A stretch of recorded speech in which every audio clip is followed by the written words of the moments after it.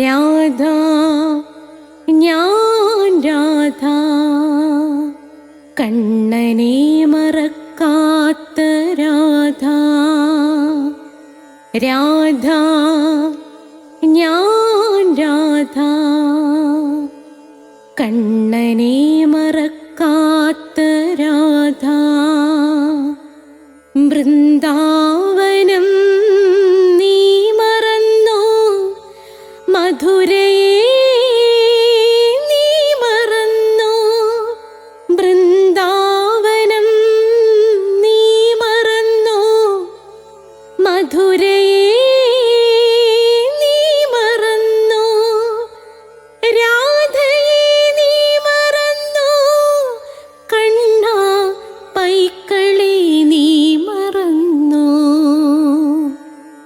രാധയെ നീ മറന്നോ, കണ്ണാ പൈക്കളെ നീ മറന്നോ.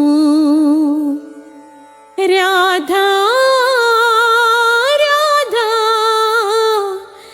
രാധ രാധ മറന്നിട്ടും മറക്കാത്ത രാധ. മറന്നിട്ടും മറക്കാത്ത രാധ. രാധേ രാധേ രാധേ രാധേ മറന്നിട്ടും മറക്കാത്ത രാധ. മറന്നിട്ടും മറക്കാത്ത രാധ.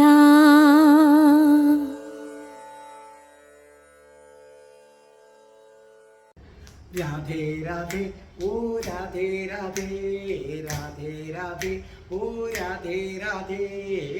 രാധേ രാധേ എന്ന ചാനലിൻ്റെ നാരായണീയൻ ക്ലാസ്സുകളിലേക്ക് എല്ലാ പ്രേക്ഷകർക്കും സ്വാഗതം. ഇന്നത്തെ ദിവസം നമ്മൾ 4-ാമത്തെ ദശകമാണ്, 14-ാമത്തെ ശ്ലോകമാണ് നമ്മൾ പഠിപ്പിക്കാനായിട്ട് പോകുന്നത്. ഇതിനു മുമ്പുള്ള ശ്ലോകങ്ങൾ നിങ്ങൾക്ക് കേൾക്കണമെന്ന് ആഗ്രഹമുണ്ടെങ്കിൽ നമ്മുടെ പ്ലേലിസ്റ്റിനകത്തുനിന്ന് നിങ്ങൾക്ക് കിട്ടുന്നതാണ്. എല്ലാ തിങ്കളാഴ്ചയും 12 മണിക്ക് സബ്സ്ക്രൈബ് ചെയ്തവർക്ക് നാരായണീയത്തിൻ്റെ ക്ലാസ് കിട്ടും. ചൊവ്വാഴ്ച 12 മണിക്ക് കൃഷ്ണൻ്റെ കാമുകിയായ രാധാറാണിയുടെ ജനനം മുതൽ മരണം വരെയുള്ള ജീവിത കഥ നിരവധി റിസർച്ച് നടത്തി തയ്യാറാക്കിയതാണ്. 114 എപ്പിസോഡായിട്ടുണ്ട്. വ്യാഴാഴ്ച എല്ലാ വ്യാഴാഴ്ചയും 12 മണിക്ക് അഷ്ടപതിയുടെ ക്ലാസ് കിട്ടും. എല്ലാ വെള്ളിയാഴ്ചയും മോക്ഷം കിട്ടുന്നവർക്ക് വേണ്ടി, മോക്ഷം ആഗ്രഹിക്കുന്നവർക്ക് വേണ്ടിയും നമ്മുടെ ധർമ്മപദത്തിൻ്റെ ക്ലാസ് ഉണ്ടായിരിക്കും. പിന്നെ നിരവധി വീഡിയോ, ഇംഗ്ലീഷ് സംസാരിക്കാൻ ആഗ്രഹിക്കുന്നവർക്ക് സ്പോക്കൺ ഇംഗ്ലീഷിൻ്റെ വീഡിയോ ഉണ്ട്. ജ്യോതിഷത്തിന് ആഗ്രഹമുള്ളവർക്ക് ഓരോ മാസത്തിൽ ജനിച്ചവരുടെ ഫലം, നക്ഷത്രത്തിൽ ജനിച്ചവരുടെ ഫലം, ഇതെല്ലാം ഞാൻ കൊടുത്തിട്ടുണ്ട്. എന്തെങ്കിലും സംശയം ഉണ്ടെങ്കിൽ ഡിസ്കഷൻ ബോക്സിൽ എൻ്റെ നമ്പറുണ്ട് 9645333999. നിങ്ങൾ പ്ലേലിസ്റ്റ് എടുത്ത് ജനറൽ എന്ന സെക്ഷൻ നോക്കിയാൽ ഒരുപാട് അറിവ് കിട്ടും നിങ്ങൾക്ക്. പിന്നെ അതേ കണക്ക് ഹിന്ദുക്കൾ അറിയേണ്ടവയുണ്ട്. അതേ കണക്ക് തന്നെ നിങ്ങൾക്ക് അമ്പലങ്ങളെ കുറിച്ചുള്ളതുണ്ട്. അഷ്ടാവക്ര ഗീത കേൾക്കണം. അപ്പം നമുക്ക് തുടങ്ങാം. ഓം മഹാഗണപതയേ നമഃ. ഓം ശ്രീ രാധാകൃഷ്ണായ നമഃ. ഓം നമോ നാരായണായ. ഓം രാധായേ സ്വാഹ. രാധേ രാധേ ഓ രാധേ രാധേ രാധേ രാധേ ഓ രാധേ രാധേ രാധേ രാധേ ഓ രാധേ രാധേ രാധേ രാധേ ഓ രാധേ രാധേ രാധേ രാധേ ഓ രാധേ രാധേ രാധേ രാധേ ഓ രാധേ രാധേ. ബർസാനെ വാലി രാധാറാണി കി ജയ്. എൻ്റെ മാതാവ് രാധാറാണിക്ക് ജയ്. എനിക്ക് സർവ്വ ഐശ്വര്യങ്ങളും വാരിക്കോരി തരുന്ന എൻ്റെ പൊന്ന് രാധാറാണി അമ്മക്ക് ജയ്. എനിക്ക് രോഗങ്ങൾ വരാതെ കാത്തുരക്ഷിക്കുന്ന രാധാറാണി അമ്മക്ക് ജയ്. അപ്പോൾ അതേ കണക്ക് തന്നെ കഠിന കൃഷ്ണഭക്തനായ ഞാൻ എങ്ങനെ രാധാഭക്തനായ എന്ന വീഡിയോ ഉണ്ട്. നിശ്ചയമായും കേൾക്കണം. രാധയെ പൂജിച്ചാൽ എന്ന വീഡിയോ, രാധാ കവചം ക്ലാസ് ഉണ്ട്, കേൾക്കണം. രാധാ സഹസ്രനാമം ചൊല്ലിയാലുള്ള ഗുണങ്ങളെക്കുറിച്ചുണ്ട്.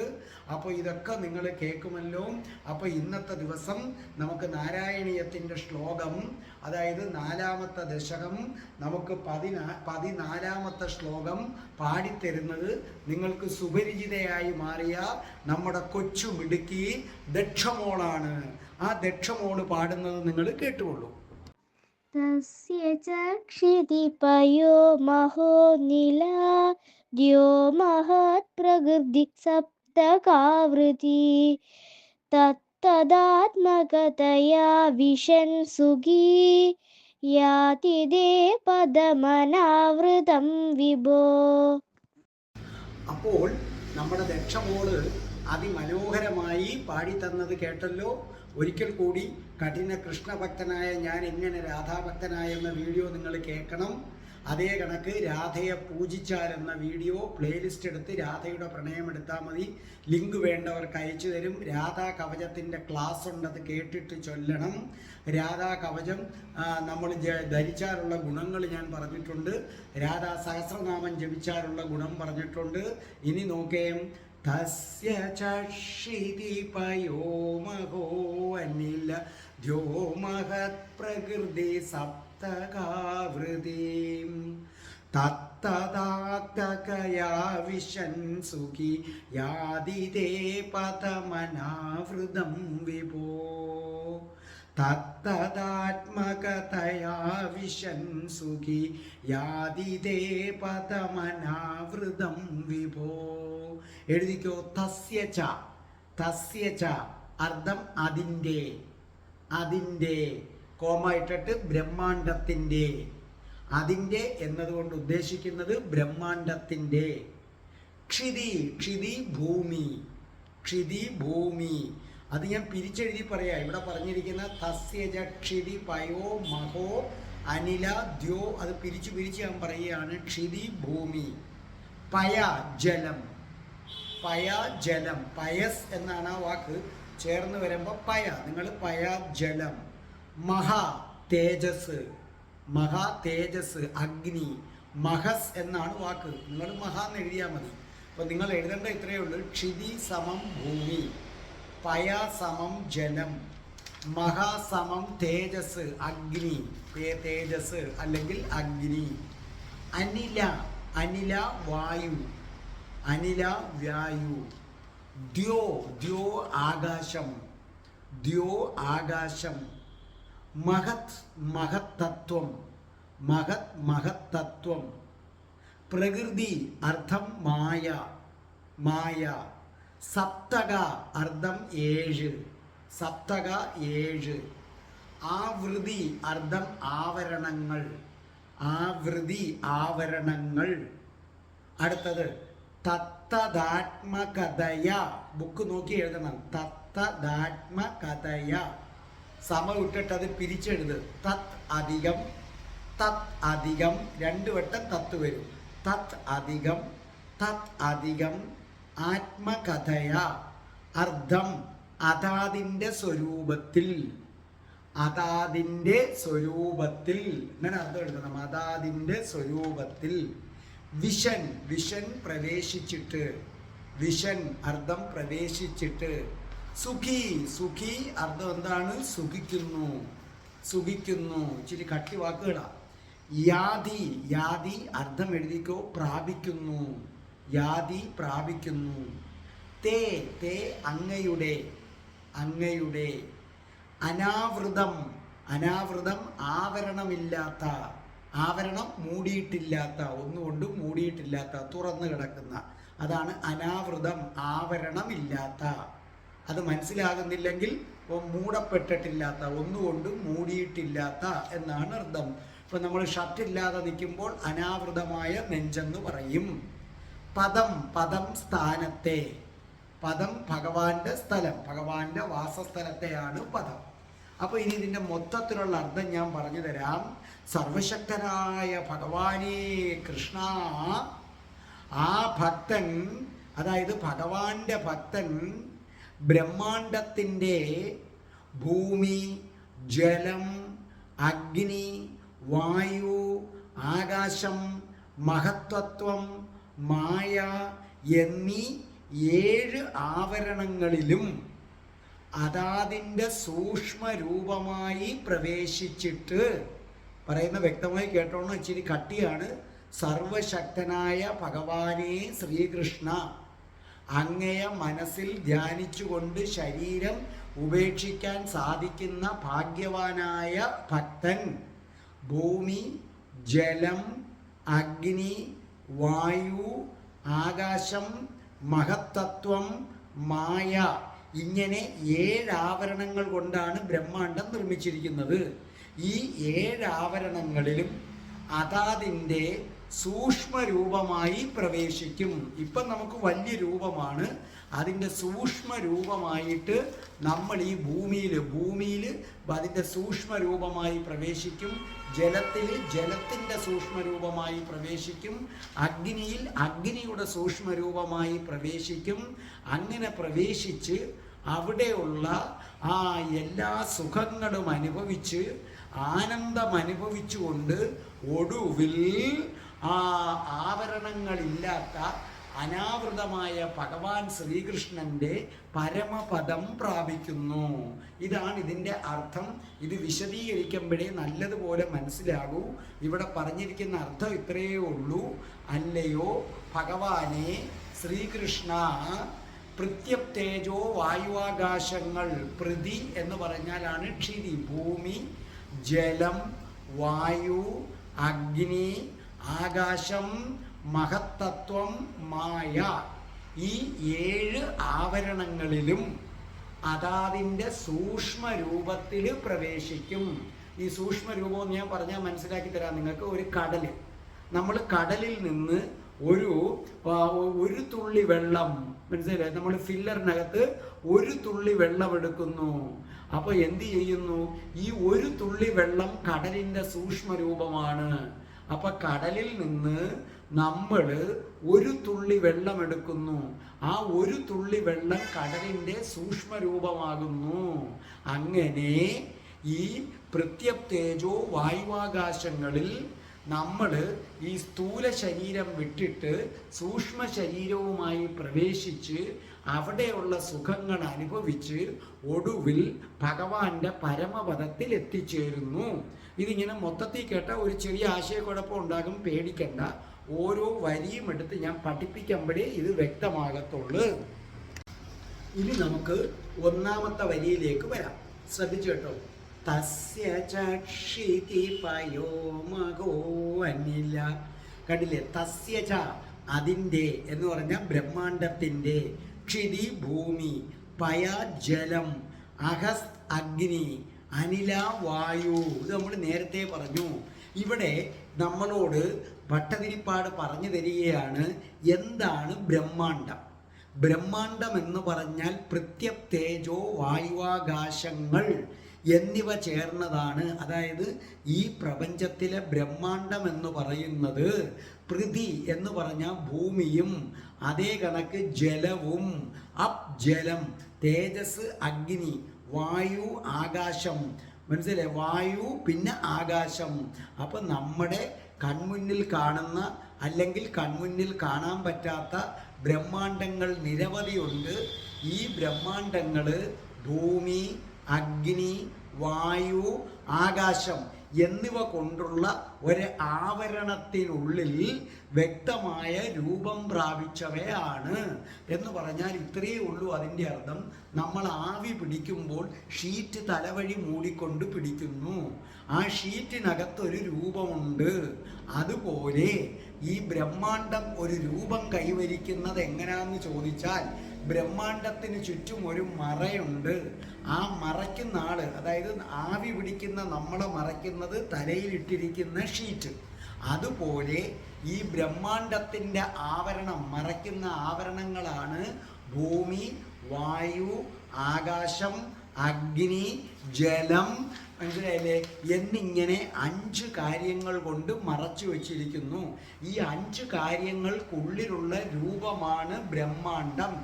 അങ്ങനെ കോടിക്കണക്കിന് ബ്രഹ്മാണ്ടങ്ങൾ ഇവിടെ ഉണ്ട്. അപ്പം നമ്മുടെ പ്രപഞ്ചത്തിൽ കോടിക്കണക്കിന് ബ്രഹ്മാണ്ടമുണ്ട്. ഈ ബ്രഹ്മാണ്ടങ്ങളെല്ലാം നിർമ്മിച്ചിരിക്കുന്നത് 5 കാര്യങ്ങൾ കൊണ്ടാണ്. ഏതാണ്? ഭൂമി, ജലം, വായു, അഗ്നി, ആകാശം എന്നീ 5 കാര്യങ്ങൾ കൊണ്ടാണ്. അതിൽ ഒന്നാണ് ഭൂമി. ബ്രഹ്മാണ്ടങ്ങൾ നിർമ്മിച്ചിരിക്കുന്ന 5 കാര്യങ്ങളിൽ ഒരെണ്ണം ഭൂമി. ആ ഭൂമിയുടെ ഏതോ ഒരു കോണിൽ ജനിച്ചു വളർന്ന നിസാരനായ മനുഷ്യൻ അവൻ്റെ യോഗബലം കൊണ്ട് ഈ ബ്രഹ്മാണ്ടത്തെ ഭേദിക്കുന്നതിനുള്ള പ്രാപ്തി ഉണ്ടായി പരമപദം പ്രാപിക്കും. അപ്പൊ പഞ്ചഭൂതങ്ങൾ കൊണ്ട് നിർമ്മിക്കപ്പെട്ടതാണ് ബ്രഹ്മാണ്ടം. അതിൽ ഒന്നാണ് ഭൂമി. ആ ഭൂമിയുടെ ഏതോ ഒരു കോണിൽ ജനിച്ച നിസാരനായ ഒരു മനുഷ്യൻ അവൻ്റെ യോഗശക്തിയാൽ ബ്രഹ്മാണ്ടത്തെ ഭേദിച്ച് ഭഗവാന്റെ പരമപദത്തിലെടുത്തുന്ന അത്ഭുതകരമായ കാര്യത്തെക്കുറിച്ചാണ് ഭട്ടതിരിപ്പാട് നമ്മളെടുത്ത് പറയുന്നത്. അപ്പം നമുക്ക് 2ാമത്തെ വരിയിലേക്ക് കടക്കാം. ദ്യോ മഹത് പ്രകൃതി സപ്തകാവൃതി. ദ്യോ ആകാശം, മഹത് മഹത്തത്വം, പ്രകൃതി മായ, സപ്തക ആവൃതി 7 ആവരണങ്ങൾ. ഇവിടെ ശ്രദ്ധിച്ചു കേട്ടോളണം. 1ാമത്തെ വരിയിൽ പറഞ്ഞിരിക്കുന്നത് ബ്രഹ്മാണ്ടത്തെ ഭഗവാൻ എങ്ങനെയാണ് നിർമ്മിച്ചിരിക്കുന്നത്. ഭഗവാൻ ഈ കാണുന്ന കോടാനുകോടി ബ്രഹ്മാണ്ടങ്ങളെ പഞ്ചഭൂതങ്ങൾ കൊണ്ടാണ് നിർമ്മിച്ചിരിക്കുന്നത്. അതാരൊക്കെയാണെന്ന് ചോദിച്ചാൽ ഭൂമി, ജലം, അഗ്നി, വായു, ആകാശം, ഈ 5 കാര്യങ്ങൾ കൊണ്ട് ബ്രഹ്മാണ്ടത്തെ നിർമ്മിച്ചിരിക്കുന്നു. ആ ബ്രഹ്മാണ്ടത്തിന് ഒരാവരണമുണ്ട്. ആ ബ്രഹ്മാണ്ടത്തിൻ്റെ ആവരണം എന്ന് പറയുന്നത് ഈ പഞ്ചഭൂതങ്ങളുടെ കൂട്ടത്തിൽ 2 കാര്യവും കൂടെ ചേർന്നതാണ്. ആ 2 കാര്യങ്ങൾ മഹത്തത്വവും മായയും. അപ്പൊ ബ്രഹ്മാണ്ടം പഞ്ചഭൂതങ്ങൾ കൊണ്ട് നിർമ്മിച്ചിരിക്കുന്നു. ഈ ബ്രഹ്മാണ്ടത്തിനൊരാവരണമുണ്ട് എന്ന് പറഞ്ഞാൽ ഞാൻ ബ്രഹ്മാണ്ടമാണെങ്കിൽ ഞാൻ ഇട്ടിരിക്കുന്ന ഷർട്ടാണ് ആവരണം. അതുപോലെ ബ്രഹ്മാണ്ടത്തിനൊരാവരണമുണ്ട്. ആ ആവരണം 7 കാര്യങ്ങൾ കൊണ്ട് നിർമ്മിച്ചിരിക്കുന്നു. അപ്പം നാരായണ ഭട്ടതിരിപ്പാട് പറയുന്നു ബ്രഹ്മാണ്ടം 5 കാര്യങ്ങൾ കൊണ്ട് നിർമ്മിച്ചിരിക്കുന്നു. ഭൂമി, ആകാശം, വായു, അഗ്നി, ജലം. അത് കഴിഞ്ഞിട്ട് പറയുന്നു ഈ ബ്രഹ്മാണ്ടത്തിന് മനുഷ്യന്റെ ആവരണമാണ് ഉടുപ്പ്. അതുപോലെ ബ്രഹ്മാണ്ടത്തിനൊരു ഉടുപ്പുണ്ട്, ബ്രഹ്മാണ്ടത്തിനൊരു ആവരണമുണ്ട്. അത് 7 കാര്യങ്ങൾ കൊണ്ട് നിർമ്മിച്ചിരിക്കുന്നു. അത് ഭൂമി, വായു, ആകാശം, ജലം, അഗ്നി. ഇപ്പൊ പഞ്ചഭൂതം. ഇതിൻ്റെ കൂടെ 2 കാര്യങ്ങളും കൂടെ ചേർന്നാണ് ഈ ആവരണം അഥവാ ഷർട്ട് നിർമ്മിച്ചിരിക്കുന്നത്. അത് മഹത്തത്വവുമാണ്. അടുത്തത് മായയുമാണ്, നമ്മളെ കുരുക്കുന്ന മായ. അതാണ് പ്രകൃതി. ഇനി 3ാം വരിയിലേക്കാണ്, കാര്യത്തിലേക്ക് കടക്കാൻ പോവുകയാണ്. 3ാമത്തെ വരി വളരെ ഗൗരവമായി നിങ്ങൾ കേൾക്കണം. അപ്പോൾ ഇനി നമുക്ക് 3ാമത്തെ വരിയിലേക്ക് കിടക്കാം. തത്തദാത്മകതയാ വിശൻ സുഖി. തത്തദാത്മകതയാ, തത് അധികം ആത്മകഥയാ, അതായത് അതാതിൻ്റെ സ്വരൂപത്തിൽ വിശൻ പ്രവേശിച്ചിട്ട് സുഖിക്കുന്നു. അതായത് ഭഗവാൻ ശ്രീകൃഷ്ണൻ്റെ പരബ്രഹ്മരൂപമായ ഉജ്ജ്വലമായ ആ ജ്യോതിസ് പ്രകാശത്തെ ഏതൊരു ഭക്തനാണോ ധ്യാനിക്കുന്നത് അവൻ്റെ മരണസമയം അടുക്കുമ്പോൾ ഈ സ്ഥൂല ശരീരത്തെ, അതായത് ഈ കാണുന്ന ശരീരത്തെ ഉപേക്ഷിക്കുന്നു. അങ്ങനെ ഉപേക്ഷിച്ചിട്ട് സൂക്ഷ്മ ശരീരവുമായി പുറത്തു വരുന്നു. ഈ സൂക്ഷ്മ ശരീരത്തെയും ഉപേക്ഷിച്ച് കഴിയുമ്പോൾ മാത്രമേ നമുക്ക് പരമാത്മാവിൽ ദർശനം ലഭിക്കുകയുള്ളൂ. മനസ്സിലായില്ലേ? സ്ഥൂല ശരീരത്തെയും വിട്ട് സൂക്ഷ്മ ശരീരത്തെയും നമ്മൾ ഉപേക്ഷിക്കണം. അങ്ങനെ ഉപേക്ഷിക്കുമ്പോഴാണ് നമുക്ക് പരബ്രഹ്മത്തിൽ ലയിക്കാനായിട്ട് സാധിക്കുന്നത്. എന്നാൽ ഭഗവാന്റെ ഉത്തമ ഭക്തൻ ഈ സ്ഥൂല ശരീരം വിട്ട് സൂക്ഷ്മ ശരീരവുമായി പുറത്തു വരും. അങ്ങനെ പുറത്തു വരുമ്പോൾ ഭഗവാന്റെ തന്നെ വിഭൂതികളായ സത്യലോകമുണ്ട്, വൈകുണ്ഠമുണ്ട്, കൈലാസമുണ്ട്, ഇവിടെയൊക്കെ ഒന്ന് കാണണം എന്നൊരാഗ്രഹം നമുക്കുണ്ടാകും. അവിടെയൊക്കെ ഒന്ന് കാണണം, അവിടെയൊക്കെ കുറച്ച് നാൾ താമസിക്കണം എന്നൊരു ആഗ്രഹം ഉണ്ടാകും. ഈ ആഗ്രഹങ്ങൾ സൂക്ഷ്മ ശരീരത്തിന് എപ്പോഴും ഉണ്ടായിരിക്കും. സൂക്ഷ്മ ശരീരം വാസനകൾ കൊണ്ട് ബന്ധിച്ചിരിക്കുകയാണ്. സുഖങ്ങൾ അനുഭവിക്കണം എന്ന ഒരാഗ്രഹം ഈ സ്ഥൂല ശരീരത്തിന് മാത്രമല്ല, ഇതിൻ്റെ ഉള്ളിലുള്ള സൂക്ഷ്മ ശരീരത്തിനുമുണ്ട്. പക്ഷെ ഇവിടുത്തെ ഒരു പ്രത്യേകത, സൂക്ഷ്മ ശരീരത്തിൻ്റെ ആഗ്രഹം ലൗകിക സുഖങ്ങൾ വേണമെന്നല്ല. ഇപ്പം ഈ വീഡിയോ കണ്ടുകൊണ്ടിരിക്കുന്ന നിങ്ങൾ എന്നെ കാണുന്നു, എൻ്റെ ഈ ശരീരം സ്ഥൂല ശരീരം. ഈ ശരീരത്തിന് എപ്പോഴും ലൗകിക സുഖങ്ങൾ വേണമെന്നാണ് ആഗ്രഹം. എന്നാൽ ഭഗവാന്റെ ഭക്തന്മാർ ഈ സ്ഥൂല ശരീരം ഉപേക്ഷിച്ച് സൂക്ഷ്മ ശരീരം വരുമ്പോഴും ആഗ്രഹങ്ങൾ നശിക്കുന്നില്ല. പക്ഷേ വ്യത്യാസമുണ്ട്. സ്ഥൂല ശരീരത്തിലെ ആഗ്രഹം ലൗകിക സുഖങ്ങൾ, കാറ്, ബംഗ്ലാവ്, സ്ത്രീ അല്ലെങ്കിൽ സ്ത്രീക്ക് പുരുഷൻ. അതേസമയം സൂക്ഷ്മ ശരീരത്തിൻ്റെ ആഗ്രഹങ്ങൾ അതൊന്നുമല്ല. ഭഗവാന്റെ ലോകം സന്ദർശിക്കണം, ഭഗവാനുമൊത്ത് കഴിയണം, ഭഗവാന്റെ കൂടെ നിൽക്കണം എന്നൊരാഗ്രഹം വരും. ആ ആഗ്രഹമുള്ളവർ സൂക്ഷ്മ ശരീരത്തെ ഉപേക്ഷിക്കാതെ ഈ ലോകങ്ങളിൽ പോയി സുഖങ്ങൾ അനുഭവിക്കും. പക്ഷേ ഈ സൂക്ഷ്മ ശരീരം വെച്ചുകൊണ്ട് ഒരിക്കലും ബ്രഹ്മത്തിൽ ലയിക്കാനായിട്ട് സാധ്യമല്ല. കാരണം പരബ്രഹ്മം എല്ലാ ആഗ്രഹങ്ങളും ഒടുങ്ങുന്നവനുള്ളതാണ്. അതുകൊണ്ട് പരബ്രഹ്മത്തിൽ ലയിക്കണമെന്ന് ആഗ്രഹമുണ്ടെങ്കിൽ സൂക്ഷ്മ ശരീരത്തിനകത്ത് നമ്മളെ, അതായത് നമ്മുടെ ശരീരം പഞ്ചഭൂതം കൊണ്ട് നിർമ്മിച്ചിരിക്കുകയാണ്. ആ പഞ്ചഭൂതത്തിന് കാരണമായ ഇന്ദ്രിയങ്ങളുടെ മൂല, അതായത് ഒറിജിൻ പോയിന്റ് സൂക്ഷ്മ ശരീരത്തിലുണ്ട്. അപ്പോൾ നമ്മുടെ ഇന്ദ്രിയങ്ങളെ, ഈ സൂക്ഷ്മ ശരീരത്തിലുള്ള ഭാഗത്തെ നമ്മൾ ഓരോന്നായിട്ട് ബ്രഹ്മാണ്ടത്തിൽ ലയിപ്പിച്ച് ആ ഭൂതത്തിൽ ലയിപ്പിച്ച് കളയണം. ഞാൻ ഉദാഹരണം പറയുമ്പം വ്യക്തമാകും. പഞ്ചഭൂതങ്ങൾ കൊണ്ടാണ് നമ്മുടെ ദേഹങ്ങളൊക്കെ നിർമ്മിച്ചിരിക്കുന്നത്, അല്ലേ? ഞാൻ നേരത്തെ പറഞ്ഞു ഭൂമി എന്ന് പറഞ്ഞു. അപ്പോൾ ഈ ഭൂമി എന്ന് പറയുന്നത് ഒരു ഭൂതമാണ്. ഈ ഭൂമിക്കൊരു ഇന്ദ്രിയമുണ്ട്, മനസ്സിലായില്ലേ? ഈ ഭൂമിക്ക് ഒരു ഇന്ദ്രിയമുണ്ട്. ആ ഭൂമിയുടെ ഇന്ദ്രിയമാണ് ഘ്രാണേന്ദ്രിയം, മണക്കുന്നത്. ഘ്രാണേന്ദ്രിയം നമ്മുടെ ഭാഷയിൽ പറഞ്ഞാൽ മൂക്ക്. പക്ഷെ ആ മൂക്കെന്ന അവയവമല്ല ഇവിടെ ഉദ്ദേശിക്കുന്നത്. ഈ മൂക്കിനകത്തൊന്നുണ്ട് ഘ്രാണേന്ദ്രിയമായിട്ട്. ഇപ്പോൾ ഉദാഹരണമായിട്ട്, നിങ്ങൾ കണ്ണുകൊണ്ട് കാണുന്ന നിങ്ങളുടെ കാഴ്ച ഈ കണ്ണുകളാണെന്ന് കരുതരുത്. കണ്ണിനകത്ത് ആരോ ഒരുവൻ ഇരിപ്പുണ്ട്, അവനാണ് യഥാർത്ഥ കണ്ണ്, കാഴ്ച എന്ന് പറയുന്നത്. കാരണം നിങ്ങൾ എന്തെങ്കിലുമൊക്കെ ചിന്തിച്ചുകൊണ്ടിരിക്കുകയാണെങ്കിൽ നിങ്ങളുടെ മുന്നിലൂടെ ഒരു ആൾ നടന്നു പോയാലും നിങ്ങൾ അറിയത്തില്ല. അപ്പം നമ്മൾ ചോദിക്കത്തില്ല എന്താലോചിച്ചുകൊണ്ടിരിക്കുന്നു? അപ്പം കാണുന്നത് ഇവനല്ല, ഇവനൊരു സഹായകം മാത്രമാണ്. അപ്പോൾ ഓർമ്മിക്കുക, നമ്മുടെ ഭൂതം എന്ന് പറയുന്നത് പഞ്ചഭൂതങ്ങളിൽ ഒന്ന് ഭൂമിയാണ്. ഈ ഭൂമിയുടെ ഇന്ദ്രിയമാണ് ഘ്രാണേന്ദ്രിയം. ഘ്രാണേന്ദ്രിയം എന്ന് പറഞ്ഞാൽ നമുക്ക് മണം കിട്ടുന്ന ഒരു സാധനം, അത് ഈ മൂക്കല്ല, അതിനകത്തിരിക്കുന്ന ഒന്നുണ്ട്. ഇതിനെ, ഈ മൂക്കിനെയും നിയന്ത്രിക്കുന്ന ഒന്നുണ്ട്. അപ്പം നമ്മൾ ആദ്യം ചെയ്യുന്നത്, ഈ ഭൂമിയിൽ നിന്നാണ് ഘ്രാണേന്ദ്രിയം വന്നത്. ആ ഘ്രാണേന്ദ്രിയത്തെ ഭൂമിയിലേക്ക് അങ്ങ് ലയിപ്പിക്കും. അതായത് സൂക്ഷ്മ ശരീരവും ഉപേക്ഷിക്കണം എന്നാഗ്രഹിക്കുന്ന ഒരു ഭക്തൻ ചെയ്യുന്നതാണ്. ഇത് അല്പം പ്രയാസമാണ്. ആർക്കെങ്കിലും മനസ്സിലാകാതെ വന്നാൽ ഒന്നും കൂടെ എന്നെ ഫോണിൽ വിളിച്ചാൽ ഞാൻ പറഞ്ഞുതരാം. ഞാൻ പറഞ്ഞാൽ നല്ലതുപോലെ മനസ്സിലായില്ലേ? ഈ ഘ്രാണേന്ദ്രിയം വന്നിരിക്കുന്നത് ഭൂമിയിൽ നിന്നാണ്. അപ്പം ഈ സൂക്ഷ്മ ശരീരം ഉപേക്ഷിക്കാൻ ആഗ്രഹിക്കുന്ന ആള് ഈ ഘ്രാണേന്ദ്രിയത്തെ എവിടെ ലയിപ്പിക്കും? ഭൂമിയിൽ ലയിപ്പിക്കും. ഈ സ്ഥൂല ശരീരത്ത് കാണുന്നത് ഘ്രാണേന്ദ്രിയമല്ല. അകത്തിരിക്കുന്ന ഘ്രാണേന്ദ്രിയത്തിന് മെസ്സേജ് എടുക്കാൻ പറ്റുന്ന ഒരു ഉപകരണം മാത്രമാണ് ഈ മൂക്ക്. മനസ്സിലായില്ലേ? അപ്പൊ എവിടെ നിന്ന് വന്നോ അവിടേക്ക് തിരിച്ചു പോകുന്നു. ആമയുടെ പുറത്ത് കാണുന്ന തലയൊക്കെ ആമയുടെ ഉള്ളിൽ നിന്ന് വന്നതാണ്. ചില സമയത്ത് അത് ഉള്ളിലേക്ക് എടുക്കുന്നു. അത്രയേ ഉള്ളൂ അതിൻ്റെ പ്രശ്നം. മനസ്സിലായില്ലേ? ഇപ്പോൾ ഉദാഹരണമായിട്ട് ഒരു പർവ്വതത്തിൽ നിന്ന് നദി ഒഴുകി വരുന്നു. ആ നദി തിരിച്ചങ്ങ് പർവ്വതത്തിലേക്ക് കയറുന്നു. അതുപോലെ ഭൂമി എന്ന പഞ്ചഭൂതത്തിലെ ഒന്നിൻ്റെ അടുക്കലേക്ക് നമ്മുടെ ഘ്രാണേന്ദ്രിയം ലയിച്ചു ചേരും. പിന്നെ നമ്മുടെ ശരീരത്തിലുള്ളൊരു സാധനമാണ് ജലം. പഞ്ചഭൂതങ്ങളിൽ ഒന്നാണ് ജലം. ഈ ജലത്തിൻ്റെ ഇന്ദ്രിയം രസവും രസമറിയാനുള്ള രസനയുമാണ്.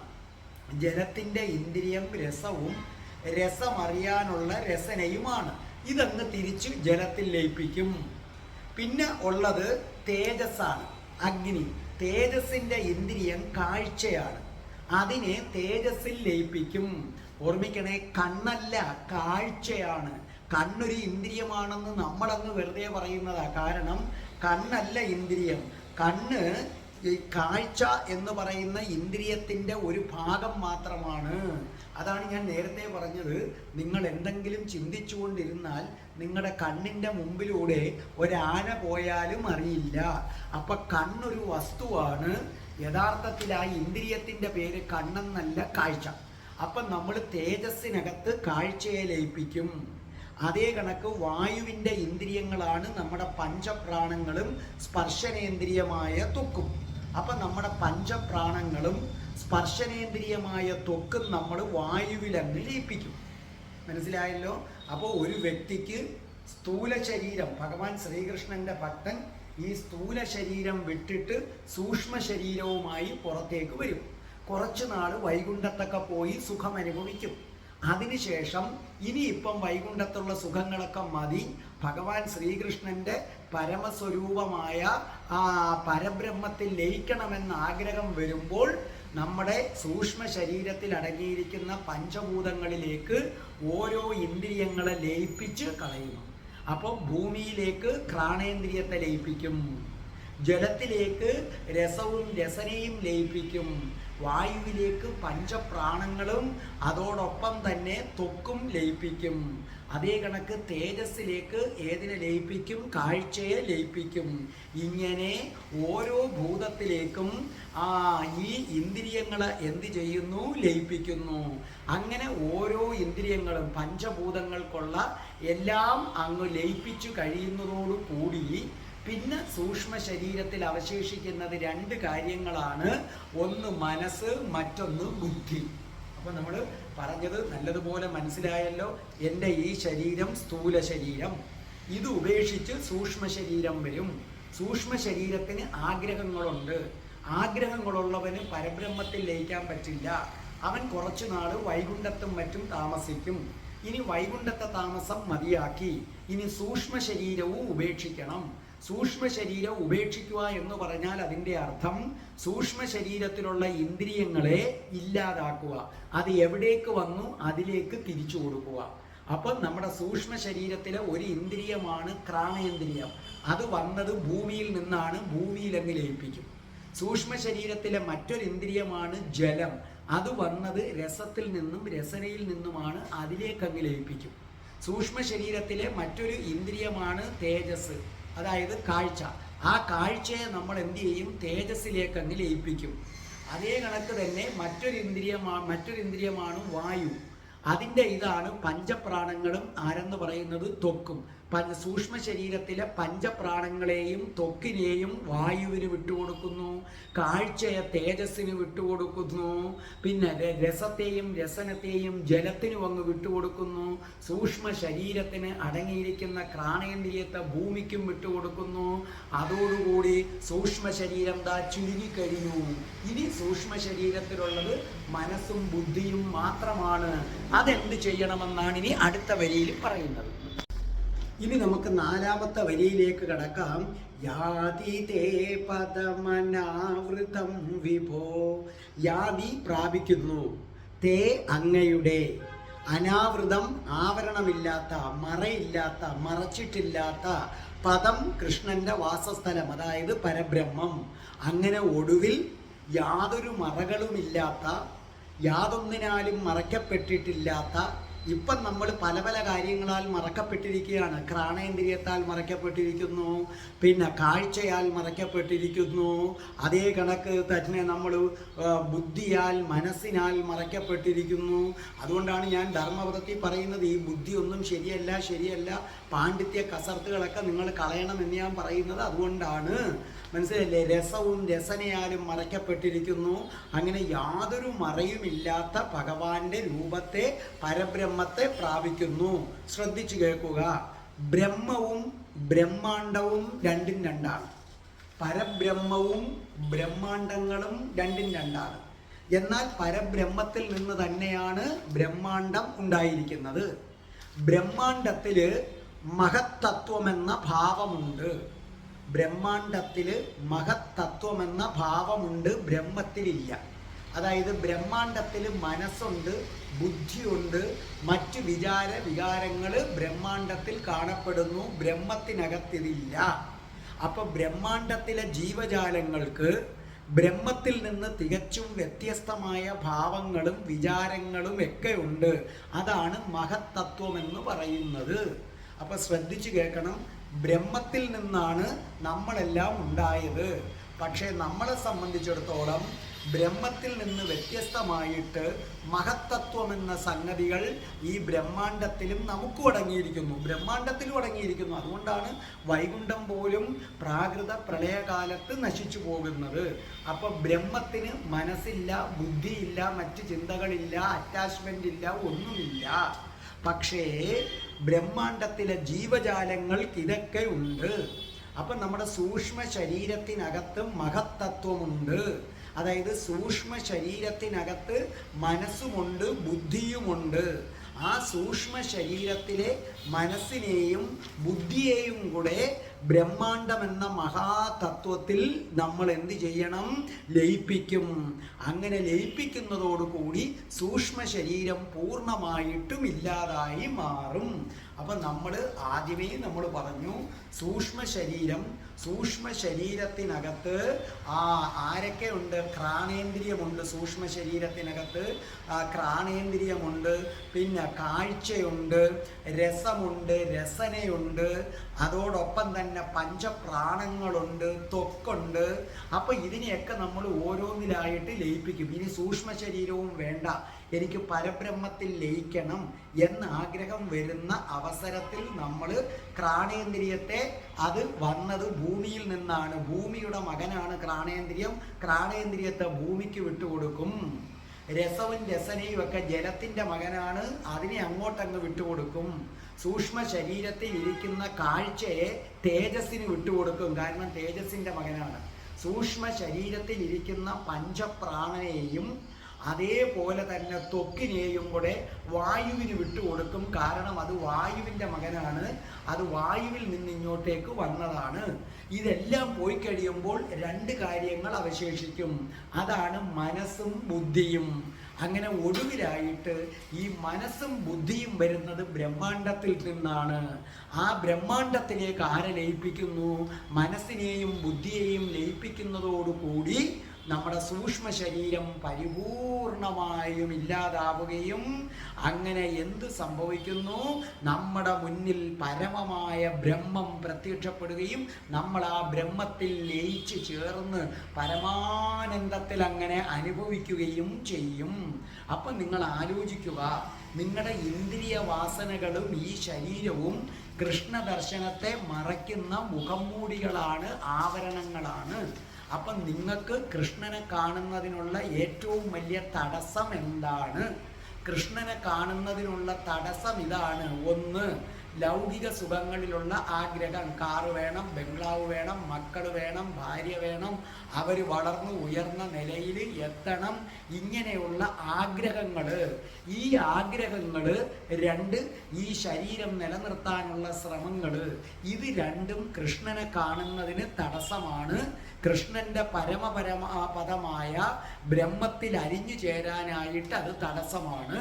അപ്പൊ കൃഷ്ണനെ കിട്ടണമെന്നുണ്ടെങ്കിൽ നമ്മൾ നമ്മളുടെ സൂക്ഷ്മ ശരീരത്തിലെ സകലതിനെയും അതാത് ഭൂതങ്ങൾക്ക് വിട്ടുകൊടുക്കണം. അതെങ്ങനെ വിട്ടുകൊടുത്തു എന്ന് നമ്മളിത് കണ്ടു കഴിഞ്ഞു. അപ്പൊ നിങ്ങൾ ആലോചിക്കും, അയ്യോ ഇതൊക്കെ എങ്ങനെ സാറേ, ഇതൊക്കെ എങ്ങനെ നടക്കും? ഇതൊക്കെ വലിയ അഭ്യാസങ്ങളും ഒക്കെ ഉള്ളവർക്കല്ലേ നടക്കൂ? അതെ, വലിയ അഭ്യാസം ഉള്ളവർക്കേ നടക്കൂ. പക്ഷേ ഒരഭ്യാസവും ഇല്ലാത്തവർക്കും, 1-ാം ക്ലാസ്സിൽ പോലും പഠിക്കാൻ പറ്റാത്തവർക്കും നിസ്സാരമായിട്ട് ഒന്ന് മനസ്സ് വെച്ചാൽ നടത്താവുന്ന മാർഗം ഭഗവാൻ ശ്രീകൃഷ്ണൻ, അദ്ദേഹം അടുത്ത അവതാരമെടുത്തു ബുദ്ധൻ. ഇതൊക്കെ അല്പം കട്ടിയാണെന്ന് കൃഷ്ണൻ അറിയാം. അതുകൊണ്ട് ഒരു വിദ്യാഭ്യാസവും ഇല്ലാത്ത സാധാരണക്കാരനും പരബ്രഹ്മത്തിൽ ലയിക്കണമെന്ന് കൃഷ്ണൻ തീരുമാനിക്കുകയും അങ്ങനെ കൃഷ്ണൻ അതിനുവേണ്ടി ബുദ്ധന്റെ അവതാരം എടുക്കുകയും ആ ബുദ്ധന്റെ അവതാരത്തിൽ വന്നിട്ട് 1ാം ക്ലാസ്സിൽ പഠിച്ചവന് പോലും, ഒരു ക്ലാസ്സിലും പോകാത്തവന് പോലും പരബ്രഹ്മത്തിൽ ലയിക്കാനുള്ള വഴികൾ പറഞ്ഞു കൊടുത്തു. ആ പുസ്തകത്തിൻ്റെ പേരാണ് ധർമ്മപദം. അതിൻ്റെ ക്ലാസ്സാണ് ഞാൻ എടുക്കുന്നത്. ശ്രീകൃഷ്ണൻ പറയുന്നു, നിങ്ങൾ ഈ സൂക്ഷ്മ ശരീരം, പഞ്ചഭൂതം, പഞ്ചപ്രാണങ്ങൾ, ബ്രഹ്മാണ്ടം, പരമപദം ഇതൊന്നും നിങ്ങൾ ചിന്തിക്കണ്ട. നിങ്ങൾ ചെയ്യേണ്ടത് ഇത്ര മാത്രമെന്നാണ് കൃഷ്ണന്റെ അവതാരം പറയുന്നത്. ഭഗവാൻ ശ്രീകൃഷ്ണൻ പറയുന്നത്, കൃഷ്ണന്റെ അവതാരമായ ബുദ്ധനും പറയുന്നത് ഇത്രയേ ഉള്ളൂ. നിങ്ങൾ കഴിഞ്ഞ കാലത്തെക്കുറിച്ച് ചിന്തിക്കുകയേ ചെയ്യരുത്, കഴിഞ്ഞതിനെക്കുറിച്ച് ചിന്തിക്കരുത്. അത് നമ്മൾ കൃഷ്ണനെ കുറിച്ചുള്ള സീരിയലുകളിലൊക്കെ അതിനെക്കുറിച്ച് പറയുന്നുണ്ട്. കൃഷ്ണനെയും രാധയെയും കുറിച്ചുള്ള സീരിയലുകളിലൊക്കെ പറയുന്നുണ്ട്. ഒന്ന്, കഴിഞ്ഞ കാലത്തെക്കുറിച്ച് ചിന്തിക്കരുത്, ഇനി പ്രയോജനമില്ല. ഒരു മിനിറ്റിന് മുമ്പ് നടന്നതിനെ കുറിച്ച് പോലും ചിന്തിക്കരുത്, നടന്നത് നടന്നു പൊക്കോട്ടെ. 2, ഭാവിയെക്കുറിച്ച് ചിന്തിക്കരുത്, കാരണം അടുത്ത നിമിഷം നമ്മൾ ജീവിച്ചിരിപ്പുണ്ടോ എന്ന് അറിയില്ല. പിന്നെയോ കയ്യിലുള്ളത് ഈ വർത്തമാനം. ഈ സമയത്ത് നിങ്ങൾ എന്ത് പ്രവൃത്തി ചെയ്യുന്നു അത് മറ്റൊന്നും ചിന്തിക്കാതെ ചെയ്യുക. ഞാൻ ഇപ്പോൾ വീഡിയോ റെക്കോർഡ് ചെയ്യുന്നു, ഈ സമയത്ത് ഞാൻ വേറെ ഒന്നും ചിന്തിക്കാതെ വീഡിയോ റെക്കോർഡ് ചെയ്യുക. വീഡിയോ റെക്കോർഡ് ചെയ്ത് കഴിഞ്ഞ് ഞാൻ ഒരു ഗ്ലാസ് വെള്ളം കുടിക്കുന്നു, അപ്പം മറ്റൊന്നും ചിന്തിക്കാതെ ഞാൻ വെള്ളം കുടിക്കുക. അതിനുശേഷം ഞാൻ കുറച്ച് മലക്കറി എടുത്ത് അരിയുന്നു, അപ്പം മറ്റൊന്നും ചിന്തിക്കാതെ ആ മലക്കറി തന്നെ അരിയുക. അതിനുശേഷം ഇച്ചിരി അങ്ങോട്ടും ഇങ്ങോട്ടും നടക്കുന്നു, മറ്റൊന്നും ചിന്തിക്കാതെ ആ നടത്തത്തിൽ ശ്രദ്ധ കേന്ദ്രീകരിക്കുക. അപ്പോൾ നിങ്ങളുടെ മനസ്സ് ഈ പറയുന്ന പ്രക്രിയകൾ ഓട്ടോമാറ്റിക്കായിട്ട് നടക്കും. നിങ്ങൾ അറിയാതെ തന്നെ നിങ്ങളുടെ ഇന്ദ്രിയങ്ങൾ ഭൂതങ്ങളിലേക്ക് പതുക്കെ പതുക്കെ മടങ്ങിപ്പോകും. ഘ്രാണേന്ദ്രിയം ഭൂമിയിലേക്ക് പോകും, കാഴ്ച തേജസ്സിലേക്ക് പോകും, മനസ്സിലായില്ലേ? രസനയും രസവും എങ്ങോട്ടേക്ക്? ജലത്തിലേക്ക് തിരിച്ചു പോകും, പഞ്ചപ്രാണങ്ങൾ വായുവിലേക്ക് തിരിച്ചു പോകും. നിങ്ങളൊന്നും അറിയുന്നില്ല, നിങ്ങൾ ഇത്ര മാത്രം അങ്ങ് ചെയ്താൽ മതി, ഒന്നുമില്ല. നാമം ചൊല്ലുമ്പം നാമം മാത്രം ചൊല്ലുന്നു, വേറൊന്നും ചിന്തിക്കാതിരിക്കുക. കറി അടുപ്പിലിടുമ്പോൾ അത് മാത്രം ശ്രദ്ധിക്കുന്നു, അത് മാത്രം ചെയ്യുന്നു. മുറ്റം തൂക്കുമ്പോൾ വേറൊന്നും ചിന്തിക്കാതെ മുറ്റം തൂക്കുന്നു. ഇങ്ങനെ ചെയ്യുമ്പോൾ നിങ്ങൾ പോലും അറിയാതെ നിങ്ങളുടെ ശരീരത്തിൽ പരിവർത്തനം സംഭവിക്കുകയും പതുക്കെ പതുക്കെ നിങ്ങൾ മറ്റൊരാളായി മാറുകയും എല്ലാ അറ്റാച്ച്മെന്റുകളിൽ നിന്നും, എല്ലാ ഒട്ടലുകളിൽ നിന്നും നിങ്ങൾ പോലും അറിയാതെ മുക്തമാവുകയും പ്രപഞ്ചത്തിലെ സർവ്വ ജീവജാലങ്ങളോടും കാരുണ്യം തോന്നുകയും ഭഗവാൻ ശ്രീകൃഷ്ണന്റെ ജ്യോതിർരൂപം നിങ്ങളുടെ മുന്നിൽ പ്രത്യക്ഷപ്പെടുകയും ചെയ്യും. അപ്പോൾ നിങ്ങൾക്ക് ആ ബ്രഹ്മത്തിലേക്ക് ലയിച്ചു ചേരാം, ഓടി വിളിച്ചുകൊണ്ട് ജയിച്ചു ചേരാം. എൻ്റെ നാരായണ, എൻ്റെ നാരായണ, ഞാനും വരുന്നേ, ഞാനും വരുന്നേ, എൻ്റെ നാരായണ.